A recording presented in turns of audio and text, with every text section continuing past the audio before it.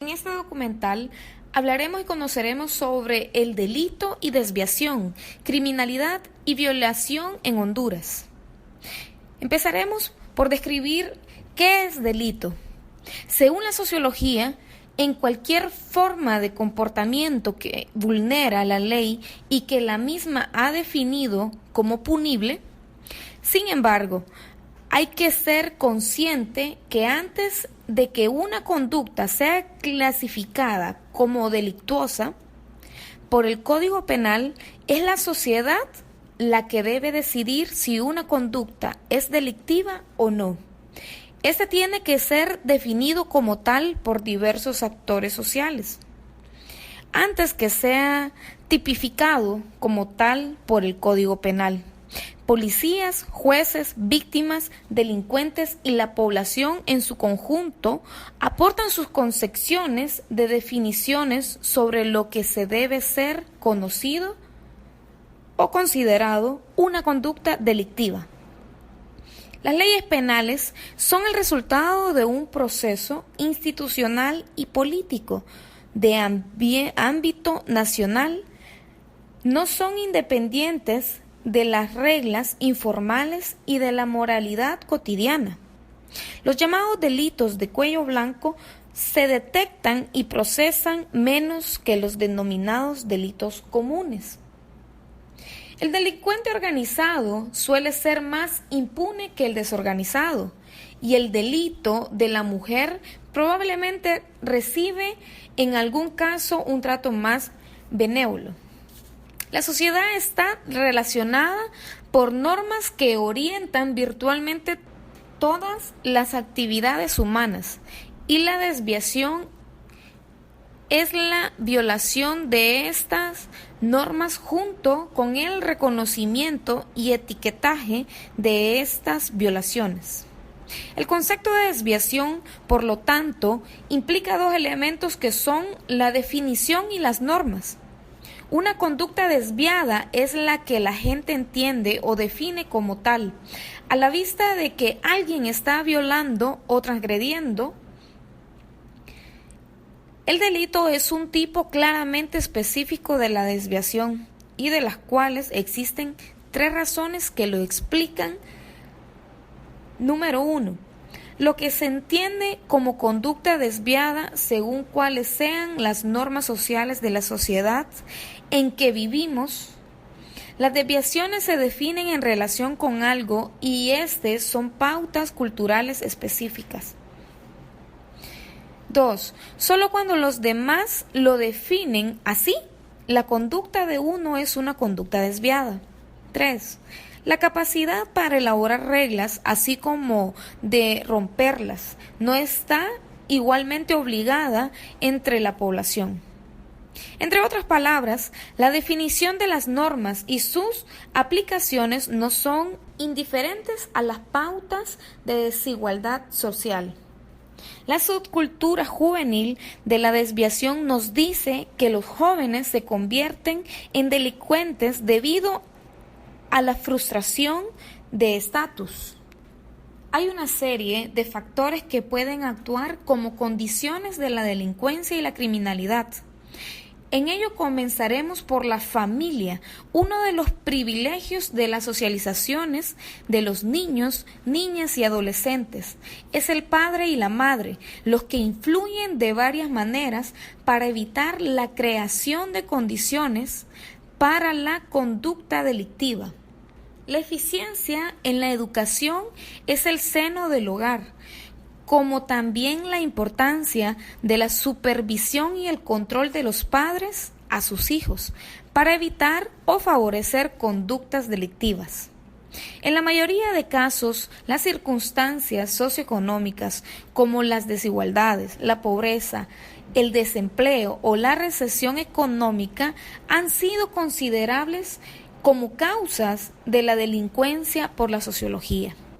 Tenemos desde el punto de vista sociológico varios tipos de delito, como ser la violencia interpersonal, delitos ocasionales contra la propiedad, la delincuencia común, los delitos sin víctima, la delincuencia ocupacional y profesional, el delito de las organizaciones y la delincuencia organizada.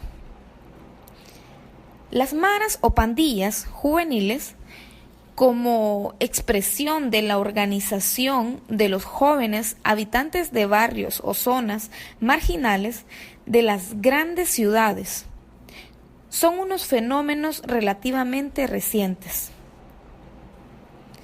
Podríamos mencionar el entorno familiar adverso, paternidad y maternidad irresponsables e hijos no deseados, hogares desintegrados, monoparentales, abandono de los menores, desintegración y cambio de roles familiares, falta de estímulos afectivos, desesperanza, círculos valiosos de la pobreza y el entorno familiar desfavorable.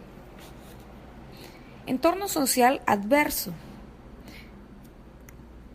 Podemos ver que es la falta de programas de retención escolar, inserción laboral de baja calidad, falta de estímulo social, marginación participativa y política. También podemos mencionar la responsabilidad individual, la desesperanza y la ilegalidad como fuente de reproducción de la exclusión, la imagen propia y de la marginación como fracaso social y la vulnerabilidad social y económica. ¿Cómo podríamos comparar la realidad de nuestro país con esta teoría? Honduras, después de Haití, es el país más pobre del continente americano. 5 de cada 10 personas viven en la extrema pobreza, según datos del Banco Central. También considerado como el país más violento del mundo. La Oficina de las Naciones Unidas contra la Droga y el Delito le adjudica una tasa de 80 homicidios por cada 1,000 habitantes. México tiene una tasa de 21, siendo 3 veces menos que Honduras, estando a la cabeza de esta clasificación. El 40% de los asesinados en Honduras tienen menos de 25 años y son jóvenes de los barrios colonias marginales más pobres. Porque la violencia sobre todo mata a pobres. En los últimos 10 años se han asesinado alrededor de 47,000 personas. Las pandillas se han apoderado del país. Esto ha creado una red en todo el país, mayormente en las principales ciudades donde opera el comercio. Estos han decretado un famoso impuesto de guerra, donde van extorsionadores a cobrarle semanalmente una cuota, ya sea por su negocio, vivienda y hasta los transportistas por circular en sus dichos territorios. Y si no pagas el impuesto de guerra, te mueres. Y te cobran no solo con la vida de una persona, sino con toda tu familia. Esta es la realidad que vivimos día a día. San Pedro Sula, la segunda ciudad del país, que es su corazón industrial, es desde el 2011 la ciudad más mortífera del mundo. Hay una letal combinación de factores que, según los analistas, pueden conseguir que un país se convierta en un estado fallido. Una fuerte desigualdad y un desastroso reparto de las riquezas, la corrupción instalada en todos los estratos sociales, la impunidad por una policía corrompida y una judicatura sin medios. Si a todo esto le sumamos que Honduras es el nuevo almacén de la cocaína que va hacia Estados Unidos con un 90% de consumo para este país, es uno de los motivos claves que han ayudado a que Honduras haya caído en esta terrible espiral de violencia. Nuestra situación en nuestro país es como un pensamiento de Mahatma Gandhi. No me dan miedo las acciones de la gente mala, me da miedo el silencio de la gente buena.